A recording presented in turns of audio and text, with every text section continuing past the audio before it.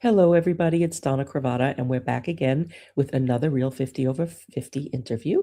And today we have Patricia Greenberg. She's a nationally sought after chef, wellness, and aging expert, a pro aging advocate, an author, and leader of the It's Okay to Be Old movement.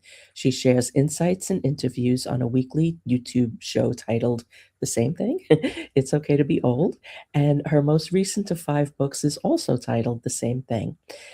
She also has a series of seminars and media interviews throughout the country to empower older adults to embrace their age. She's achieved a Bachelor of Arts in Nutrition and Food Science, a degree in Culinary Arts, she's a certified culinary professional nutritionist and health coach specializing in aging and a personal trainer. So she's done the work. She knows what she's talking about. She has a special interest in paying it forward by enhancing the education of the general public and providing accurate health information to today's consumer.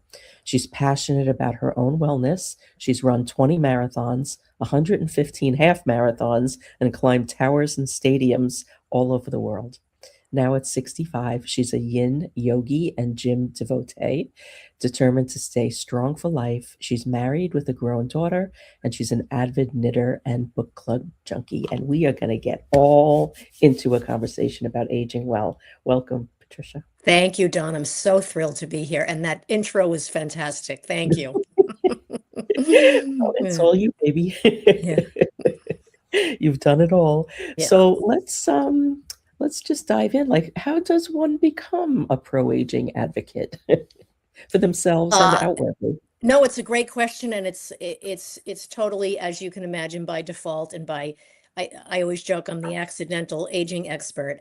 Uh, as you mentioned, my background is in nutrition and wellness and advocacy for that. And I was on every bandwagon. I'm 65, so I've heard it all, every diet, every fitness trend.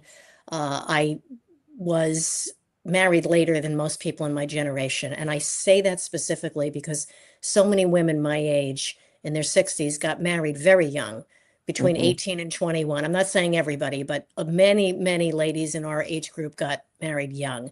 Yes. And as a result of that, they did not fulfill their personal goals until a later age, which circles back to even, more empowerment of older women. So I didn't get married until I was 37. So I lived 1,000 lifetimes before I got married. And I didn't have my daughter until I was 40. And when I had my daughter, I was 40. I started her in nursery school and mommy and me and all that when she was about one and a half, two. So I'm 41, 42, and the other mothers are in their 20s. Hmm. There's a few in their 30s, but I truly was a standout. And I could have been the grandma's ages for some of these kids. And I was at the peak of my marathon running. I'd started late. I started everything late. I was a late bloomer across the board in everything that I did. And it was interesting how the women would respond to me. You're 40, you shouldn't be running marathons. You're in your 40s, you shouldn't be running around in workout clothes anymore. Like things. Yeah. And I come home and say to my husband, what are they talking about? Like I didn't even, it didn't even occur to me that anything I was doing was out of the ordinary because I was just doing it. That's one thing in my favor is Donna, I like to say I'm the uncoolest person on the planet. I was such not a trend follower and never wanted to keep up with the neighbors and the Joneses. So if I felt like going out and doing something extraordinary, I just went and did it. It didn't occur to me. I try to do some of the homework on it and the pre-work, but what I started to see was ageism, and I didn't have a term for it then. This is 20, my daughter's 24. I didn't even have a name for it, and I couldn't even explain how I was feeling, but I felt like I was being deemed as a social outcast. And I had decided, I want to write a couple more books. I had already written uh, two at that point. Both of them were cookbooks because my background's in nutrition and wellness. And I embarked on the journey through my daughter's little years when I was staying home on providing healthy food and cooking classes and mommy and me vegetable classes. And when I had birthday parties, I tried to make them on the healthy side. Donna, if I tell you the pushback I got from that, was unbelievable. So I'm like getting it from all sides, you know. Yeah, you don't want to Older, mess with the cupcakes. yeah, I did allow the cupcakes. I was the older mother. I was doing health and wellness things, and a lot of these women would just, I wasn't trying to buck any system. Mm, And so there were some years there I was really baffled. I couldn't believe that people were not interested in bettering their lives. And then I realized they weren't interested in bettering their lives in the way that I was doing it. So I yeah. said, okay, I'm going to just kind of continue on my career, do what I'm doing. And I just fell into it. I wrote again, early days. I had a couple of cookbooks out, and a radio show at Cal State Northridge had me on as a guest. It was a show called Let's Do Lunch. It was a classical music station. And at lunchtime, he would interview chefs and authors and people that had to do with food and not Mm, so much wellness, but he had me on. And I kid you not, at the end of the show, he said, "You're really good at this. Would you like to come on and take my show?" I'm like, "Excuse me?"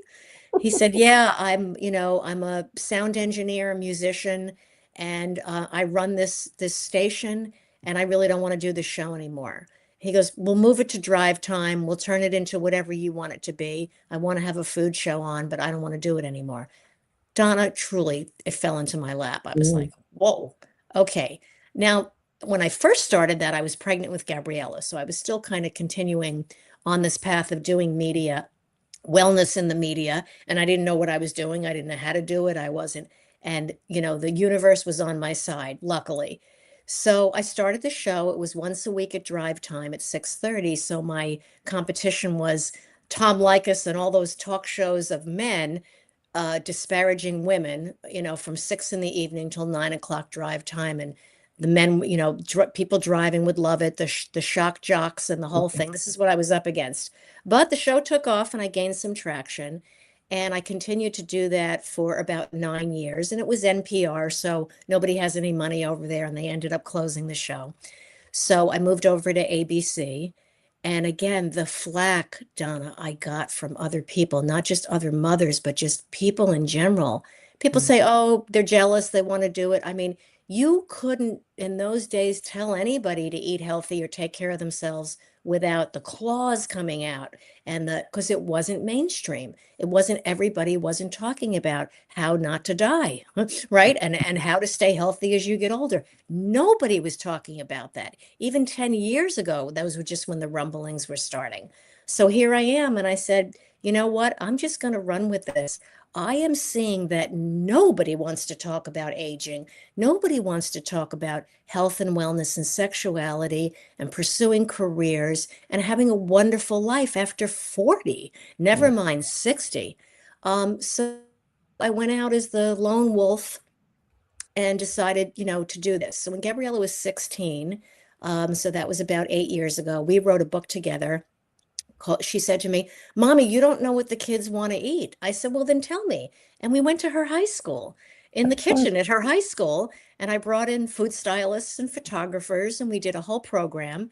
And that turned into the book Scrumptious Sandwiches, Salads, and Snacks, Food for Work, School, and Home. And I designed it with in mind, because simultaneously, Donna, I had in my house myself and my husband. My husband's 14 years older than me. So I had a little kid. I had my stepson, who was in his early 30s at the time. I was obviously in my 40s. My husband was just about 60. And my mother-in-law, who was in her 90s. And we all lived in the house together. And Mhm. very, very few people in my daughter's generation had a multi-generational household. I grew up in one. Most of my friends knew their grandmothers. Many of my friends and family grew up with at least grandma around the corner. Kids weren't having that. And I had this multi-generational family in my home. And so I was trying to cook for everybody, and who likes what, and who has a health problem and who's running off to an activity. And that juggling act really taught me a lot about how people view older people. The little, Gabrielle and her friends come over, and they didn't want to play with grandma. They wanted to play with each other. So I had to figure out how to make them snacks and also keep my mother-in-law happy and keep my husband Out of the happy when he way. came home at Yeah. 11 o'clock at night from a deal. I mean, this juggling act was insane, but it taught me a lot about how uh, intergenerational outside of the home doesn't talk to each other. They don't get along with each other. They're not interested in what each other has to say. And so I took it upon myself to say, okay, what do we do with all this? So that's how Eat Well, Live Well, and Age Well evolved. Mhm. And so, am I self-proclaimed aging expert? Yes, but I do have the credentials. You So that absolutely do. that is how that ball started rolling, where I would say, what's good for you at 40? What's good for you at 60? What's good for you at 80? And how do you incorporate the kids and the teenagers into that? Not just with food, with life. Right. How do Mm. we keep that going in every aspect of our lives? And it was very, very interesting to me how solidly rigid the world was, and actually, in my opinion, continues to be. So then I went on, I got hired at ABC radio station. It's AM. They have a huge audience for older adults. I never used that term. I was still using seniors at that time. And so I recorded a half an hour show and it aired every Saturday morning at 6 a.m. And I thought, well, no one's going to listen to it. And truthfully, that was the cheapest time slot because I Mhm. needed to bring in my own advertisers. And I had a great following. And I just reached out. I reached out to cardiologists and Mhm. to old age home experts and to you name the top topic. And I said, okay, is this good for older adults? Where do older adults fit in? How will this help them? And it became sort of that overall catch-all term is, what do we need to do to take care of ourselves now so when we get older, we won't be ill, we won't be infirm, and we won't be a social outcast. Yeah. So that's how that evolved. And then one day I said, you know what? It's okay to be old. It's okay to be, please, thank God we're here. This is a wonderful thing to be an older adult. And then it's okay was to be old was born. And I really initially said to my brother does all my graphic design and lays things out for me and puts together the covers for all my books. And I said, it's okay to be old, radical acceptance of your age. And my brother said, well, where are you getting that from? I said, well, I'm calling upon that hippie time, that the 60s and 70s where everybody was a radical and they were going to be radical and change the world in a radical way. And my brother said, why does it have to be radical? Why can't it just be thoughtful? Mhm. Just let's age thoughtfully. What do you have to be radical? And I said, what an interesting idea. It never occurred to me to be thoughtful and to be Yeah. gentle. And so that's how We thoughtful, don't have to fight it. right? That's how thoughtful acceptance of our Yeah. age came to be. Yeah, yeah, yeah. So that was the evolution of how we, again, that was many, many years in a nutshell. And so now what I find is I still get a lot of pushback, but I don't have to tell you and the audience that acceptances of age and being aware of healthy aging and unhealthy aging and things that work for you as you age and things that don't work is exploding. But the caveat to me, Donna, is it's still an anti-aging world. Absolutely. Anti-aging, I don't believe that these longevity terminology and living forever and living to be 100, for the most part, has to do with empowering. I think it has to do with fighting aging And control. and control, for Because sure. the people that are vocal about this are not Yes. wanting to live for the right reasons. Yes, exactly. Exactly. It's a Um, good point. Yeah. what do you think that people miss, like as they start to consider that life is changing, the bodies are changing, their reactions to things are changing, they're mentally changing. What do they miss? Like, what's the things that they overlook? Um, and then when they look back, they're like, I really wish I thought of that. Because I think if we can vocalize these things, maybe less people will miss them. Okay, so that actually ties into the terminology. So people equate turning gray with old. People equate degenerative joint disease with getting old, and being old is bad.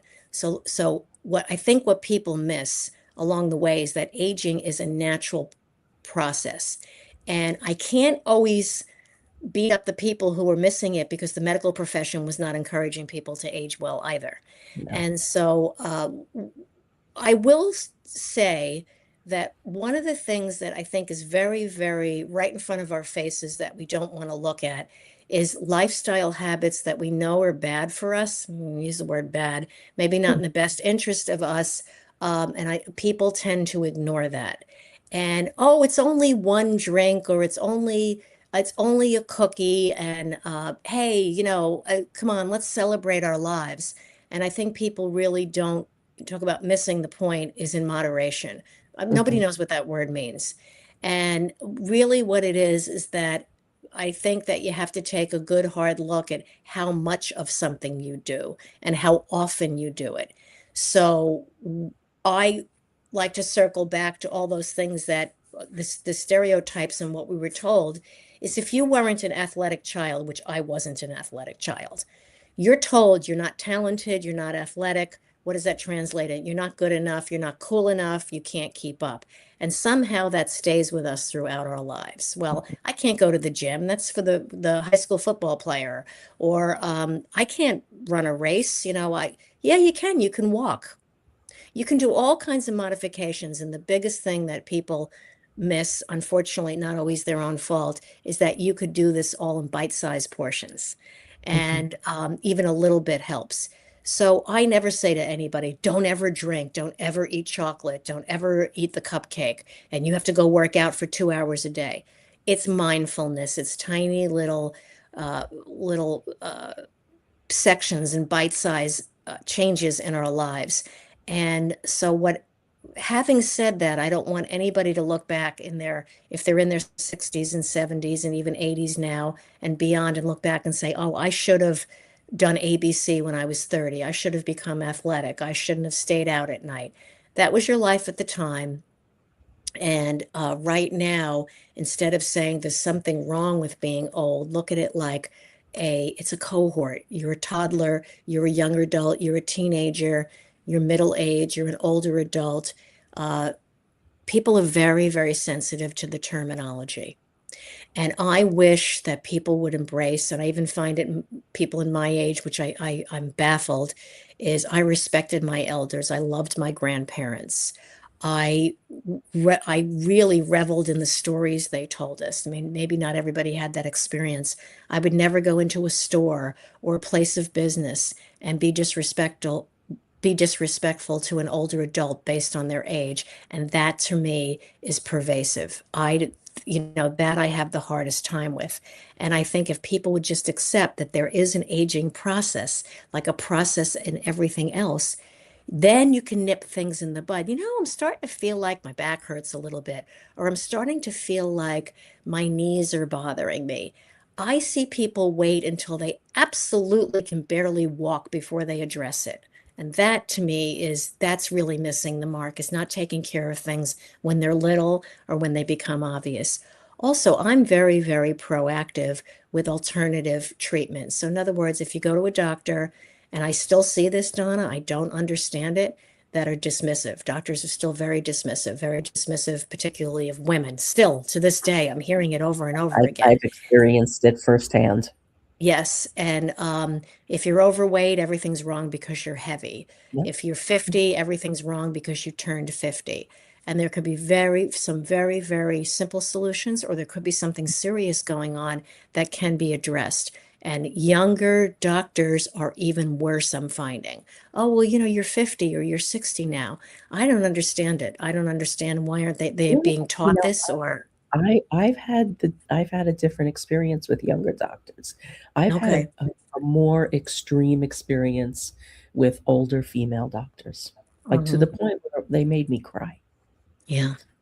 And I've got my electrophysiologist is maybe 40. I don't even think he's 40. And he has been the kindest, most empathetic doctor that I've ever had. And if you add one more layer on top of that, single, Yeah. it says right up at the top of my chart, never married. And I'm judged for that when I go into Yeah. any medical office. Yeah. Yeah. What's And that, wrong with you? What's yeah, wrong with you? Why aren't you married? Hmm. yeah, yeah. Yeah. And that was a choice. Yeah. I don't feel I was left Yeah. behind or Yeah. unlovable. I just Right. don't want to be married. Yeah. Yeah. And I again, that all plays into that, where what women are supposed to do and how they're Mhm, supposed to be and how they're supposed to behave at a certain age. And what, people cringe when they hear older women are starring in a movie, or are sexual beings, and mhm, embrace their sexuality, or start doing. That's why my whole show, It's Okay to Be Old, my whole work is based on showcasing people. I don't even give it an age. I've had people doing extraordinary things at 45, which I think is amazing, and extraordinary things in their 90s. And I've had a couple of centenarians on. Which, that kind of leads into, like, there's all this science out now about longevity and getting older. And Donna, like I mentioned earlier, it plays into the fears of aging. So people can say, well, I'll just take a pill, or I'll take that course of action, and then that way I'll feel at 80 like I do now. And there isn't any uh, guarantees or promises of how this is all going to play out and evolve. So I want to share with everybody, this is very, very important. I think this is the crux of so much of how we age. As a young child, I was an overweight child. I struggled in school, and I was marked. I was marked as unathletic. I didn't get chosen on the cheerleader team and all that.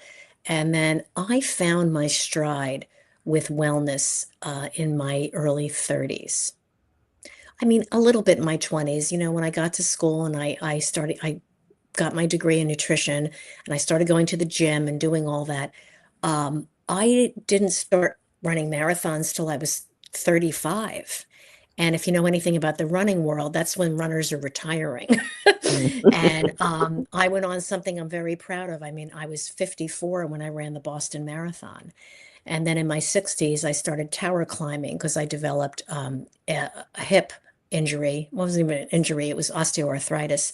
I went on to have a hip replacement a year and a half ago, almost 2 years. And I said to the doctor, what is this? Is it my age? Is it wear and tear? Is it the fact that I was never athletic and became a marathon runner? He said, it's all of those things and none of those things. It could be anything. You could be sedentary and this could happen. You can be ultra athletic. That is a nut we haven't cracked yet. We don't know specifically what causes arthritis. We just know there's a tendency for it to be uh, more pervasive as you get older. And some of that is just the longer you're here on this earth, the Mhm, higher your risk of things. So I went on to become involved with the Arthritis Foundation to kind of understand that a little bit better. But really, really fighting these societal beliefs, where, what one of the surface things we see, women worry about their looks as they get older, and they're not going to be appealing to men anymore. And I really, or other women, depending on orientation. I would really like that to be eradicated, that we can just say, as we get older, so what? I'll just be with my friends. I'll take care of I'll take care of myself in the way that I want to take care of myself. And I think we are able to do that if we could somehow just let go of all that. And that's where the spiritual work comes in.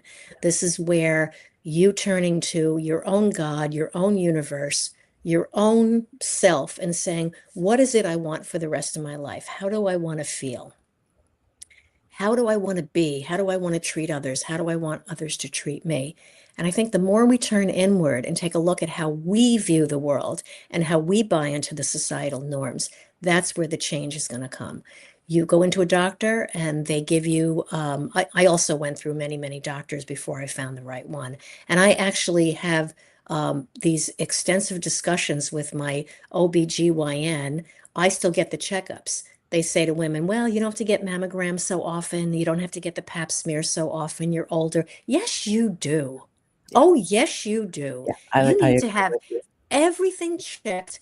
That once a year is a good guideline. And I'm a fuddy-duddy. I go and do it around my birthday. People are out, I'm going to do whatever I want on my birthday. I'm like, I'm going to go get my body checked. My birthday's in November, and I schedule all those appointments for between November and December. I'm like, I'm going to make sure that I'm okay. I color my hair. I am vain. I like the way my hair looks colored, rather than gray. I actually haven't gone gray a little bit during the pandemic. But it's me. Everyone recognizes me. When I run into my childhood friends and we're 65, they say, I could spot you 5 miles away. I look exactly the same. I wear my hair the same. I didn't go blonde because I turned 50. And so it's really, really important to stay true to yourself and to try to we can't fight every fight. You can't be out on every picket line and every protest saying, I don't like what's going on in the world, because you won't function. It's too exhausting. So finding a way to find your own space. Donna, I'd like to also mention that we are up against a machine with all the social media and all the AI coming out. And to I want to, tout what you do somewhat is one thing that I'm doing right now is I'm learning, I'm exploring and I'm learning and I'm educating myself on what I could be doing different. And that is the best brain food in the world. You can eat blueberries and you can do crossword puzzles and exercise, and I highly recommend all those things. But learning about what's going on in the world today is critical, It I think, is. for your survival, both physically, emotionally, and also spiritually, is to say, what is going on in the world instead of sitting back and going, okay, the world is horrible. Um, Everything's working against me. The universe is conspiring against me. Instead of seeing the world that way, saying, what can I do in my world and in my space, 5 minutes a day, 10 minutes a day, or take a course, get on to one of the universities and take a certificate course. Everything you can be imagine is being offered. But circling back, Donna, you said it, what do we miss? What we miss is that we don't do our homework and find reputable sources to give us our information. Please, please, please, any doctor you're going to, any lecturer, any course you're taking, look into the person's background. Do they have the credentials? Am I learning accurate information? Am I learning There's from someone who knows what they're talking about? And that there's goes so for much your there. medical, right? Yeah. That goes for your everything, your just your overall wellness. I mean, And I you have to go beyond the reviews and yes, the yes. advertorials in the magazines. Like when I had my first ablation for AFib, I went to the doctor who was, I mean, they built a building for him on the side of the Okay. hospital. Okay. Okay. This was the guy. He was not my guy. Hmm. He was not my guy. He does. There's what I've learned after the fact is that there are two kinds of ablations. There's one that's kind of like roto-rooter. You go in and you do it, and that's the one that helps most people. But then Okay. there's other people that have more Hmm. difficult cases of Hmm. AFib, and you need a doctor who is an expert at mapping the heart to figure out where it's happening. And I had to go to Mount Sinai to find him. He was not in Westchester County. And you found them, thank goodness. Can I I do a head did. to toe? I want to do a head to toe on that. What happens as you age? And it happens at different ages, but there's growth spurts when we're children. There are age Mhm. spurts when we get older. Okay. And Oh, I love this. there's the information out right now is, you have a big age spurt in your 40s and you have another age spurt in your mid 60s. So around 66 is what the science is showing. And then again, there's a bottomless pit of information if you want to go down that rabbit hole. But let's talk about the overall, what happens when you age. When you age, there's this misconception that we slow down. Well, what happens is something happens, we become fearful, and then we approach things very cautiously and very slowly. So when you see somebody out, oh, that old person, they're walking so slow, or they're driving so slow, or they're taking so long to get their change out of their purse to pay, they're being cautious. Mhm. They're not slow. They're not stupid. They're not in outer space. They're being cautious. Very, very important distinction. I'm going to drive a little more carefully. Maybe my reflexes aren't as good, or maybe I've learned I'm not going to go drag race a teenager when I'm in my 60s. I'm going to stop at the red light because that's the smart, There's prudent wisdom. thing to do. Exactly. So again, this all goes back to wisdom. The other thing is, let's do a body scan. Your body, your people say gravity pulls your tush down and makes your face wrinkly. Yes, over time, like anything else, the longer you're here, the more things are going to happen. And we do develop your cell turnover slows down as you get older. That's not a bad thing. That's not an illness. It can lead to illness, but that's what your body does. One of the things that we, as again, my age group, I like the frame of reference. I didn't, because my mother was very, very cautious about sun exposure. I was really lucky. But my peers all laid out in the sun with aluminum foil and baby oil. And so We now, shall. you've got the basal cell carcinoma and the melanoma spots and the growth's all over, and everybody's getting them all cut off.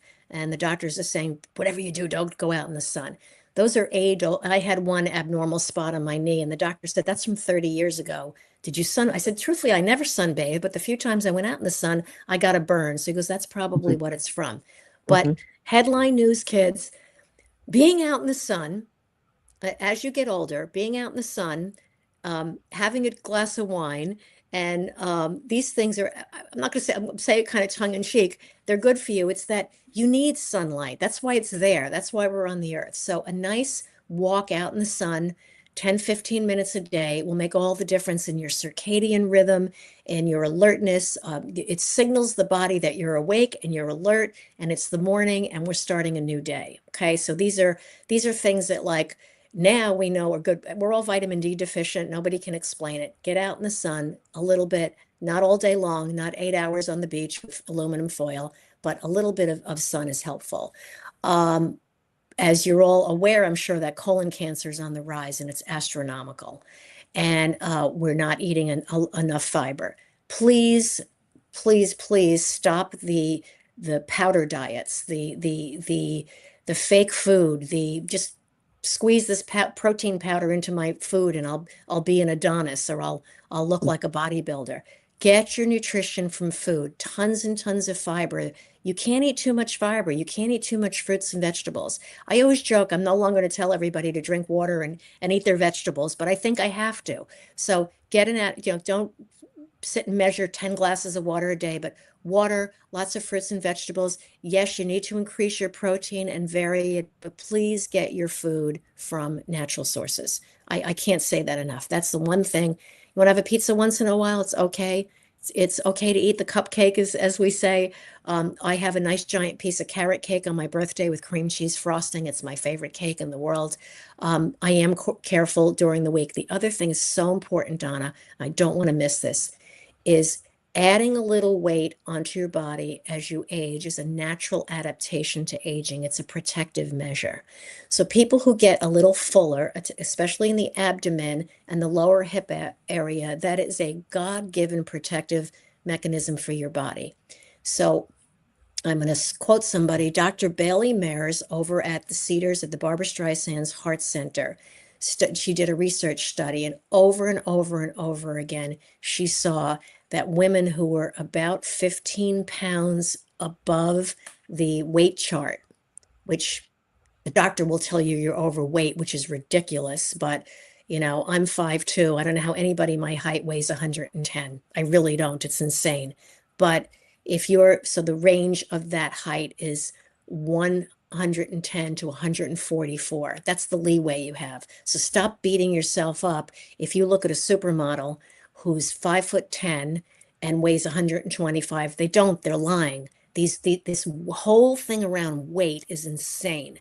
It's very, very good for you to have a little extra weight on you as you age. It's a very protective measure for, believe it or not, heart disease, certain cancers. And absolutely, if you fall or if you have an injury, that little bit of weight will save you later on. So let's not all be concerned. When I was having my daughter and I was pregnant and I went to yoga, I live in LA, so every celebrity who was pregnant was in this yoga class. And then I'd seen People magazine. Oh, so-and-so has a 24-inch waist and weighs 120. No, she doesn't. She's 6 inches taller than me and about my width. So she weighs way more than that. Why are people even believing this? Because I could see it with my own eyes. So that's one of the things, this whole weight conundrum we have, of that it's actually better for you to have a little extra weight on you. And that's why you gain it as you get older. Nothing is more dangerous than to starve your body and to treat it badly as you get older. That accelerates disease. Okay, so that's the first thing. The second thing is that thank whatever your universal oneness thing is to you, whether it's a god or a deity of any sort, that you're here, that this world is beautiful, that we can get up every day and revel and enjoy the world that we have. If we can, we're stressed out by what's going on for sure, but just loving that you're here, is another critical part about it. And community is the one thing that'll get you out of your head. join a book club, go play cards, go take a walk, get involved. I feel funny that I even have to say that, but I see more and more, even friends and family that are living in 55 and over communities.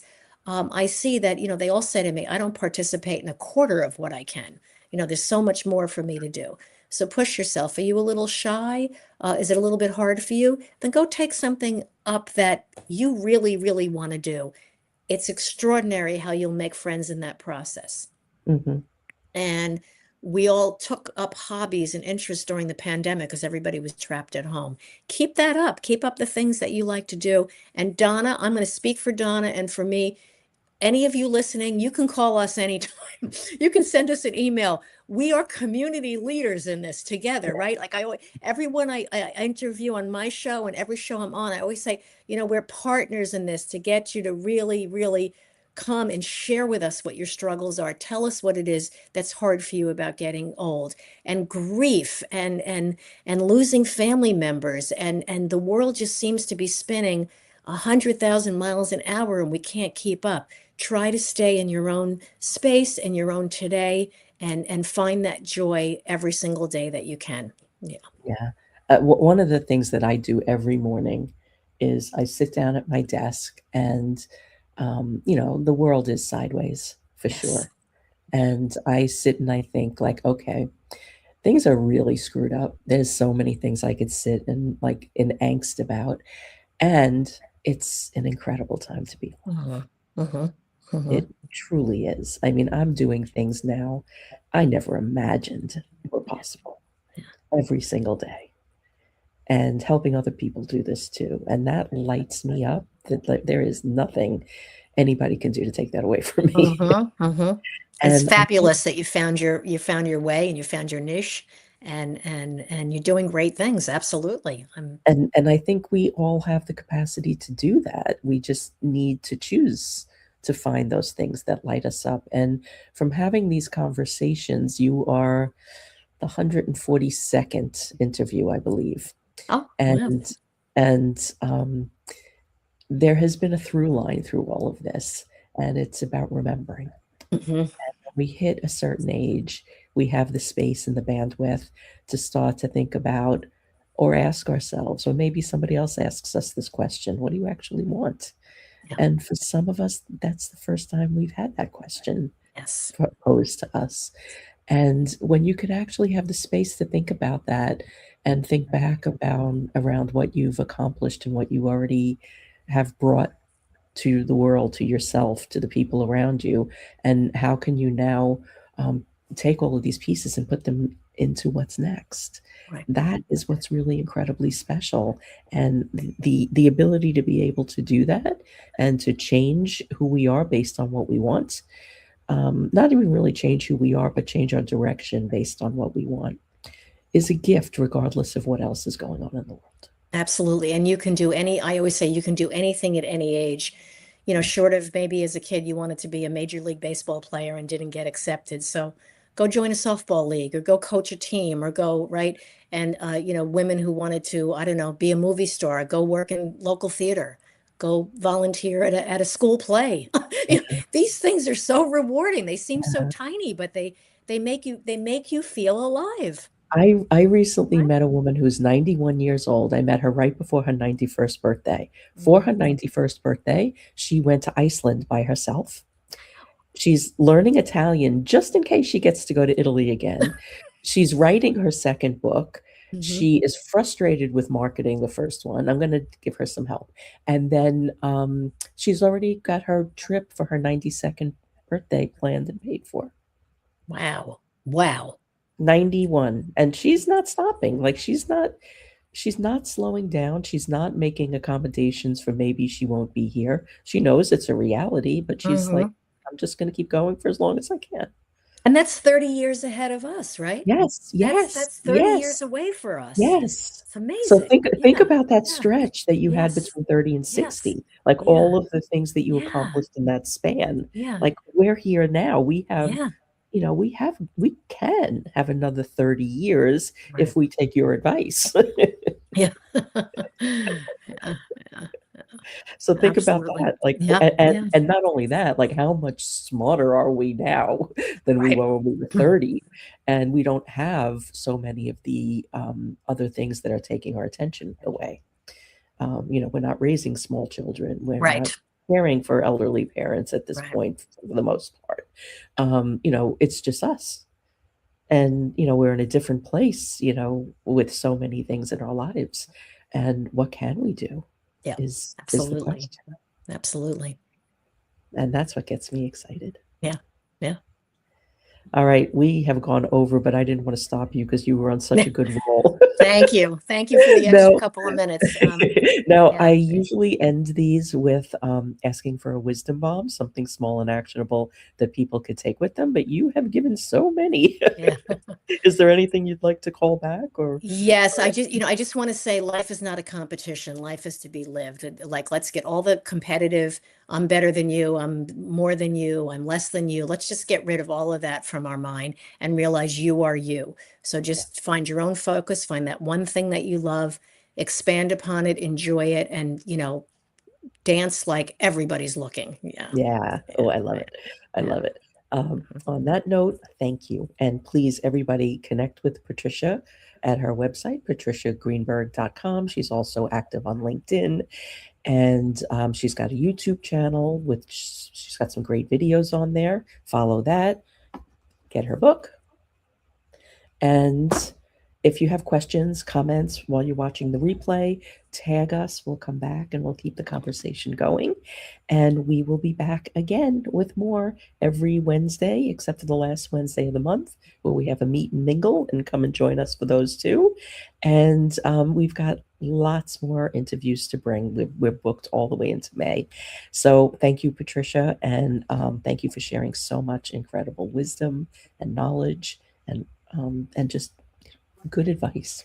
Thank you, Donna. And like I said, I consider you a friend on and off the air. And I know together and collectively we can do so much, and you out there can do so much. There's so much more living to do. So thank you so much for having me. Yes. Thank you. Yeah. Thank you. Have a Yeah. great Wednesday, everybody, and we'll be back.